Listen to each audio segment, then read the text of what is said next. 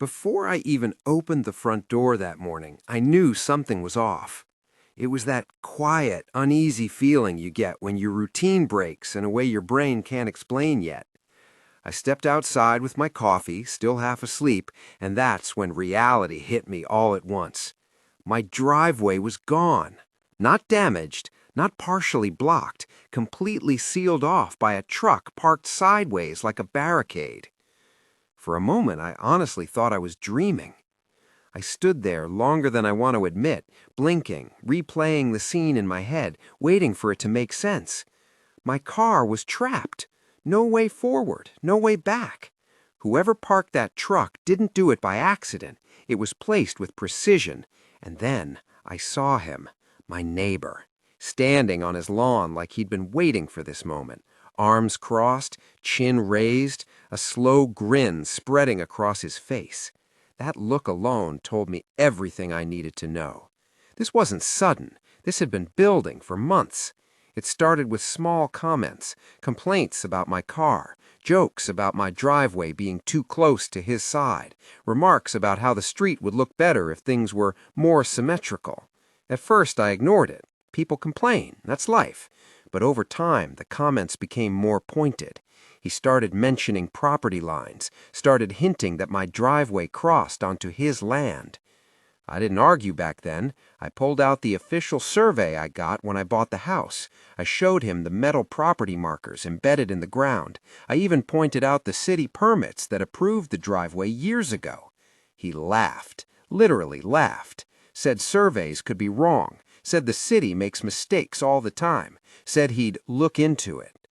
That morning, watching him stand there while my driveway was blocked, I realized what looking into it meant. I walked down toward the truck, heart pounding, trying to stay calm. I asked him if the truck was his. He took his time answering, finally said yes.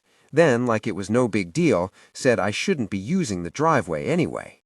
I reminded him I had work. He said that wasn't his problem.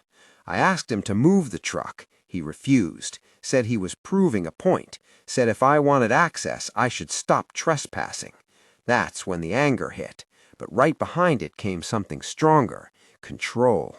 I realized yelling wouldn't help, logic wouldn't help, evidence would. I pulled out my phone and started recording. The truck, the driveway, the property markers, the way the truck blocked every inch of access. When he noticed the camera, his tone changed instantly. He started talking louder, accusing me of harassment, saying the driveway was illegal, saying I was the one about to get in serious trouble. That told me everything. People who were right don't panic when cameras come out. I went back inside and grabbed the folder I'd kept since buying the house. Surveys, permits, inspection reports, emails, photos showing the driveway in use going back years. Then I made 2 calls, one to city code enforcement, one to non-emergency parking enforcement. I didn't raise my voice. I didn't complain. I asked questions, clear, specific questions about blocked access to private property. While we waited, my neighbor paced his lawn. He made sure I could hear him muttering. He talked about lawyers, about knowing people, about how he'd regret this. I stayed quiet.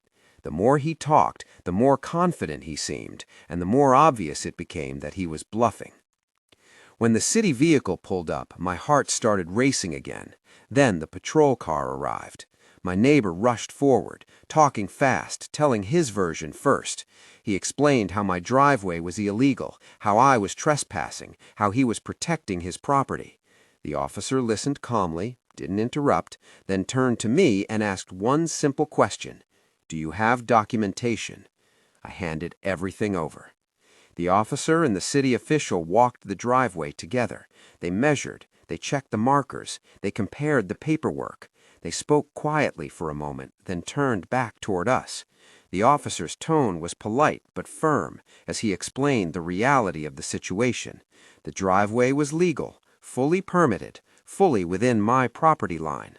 Blocking it was a violation. My neighbor tried to argue. The officer stopped him, explained that intentionally blocking a private driveway could result in fines or towing. Then he gave him a choice: move the truck now or watch it get towed. The confidence drained from my neighbor's face. The smirk disappeared. He didn't say another word.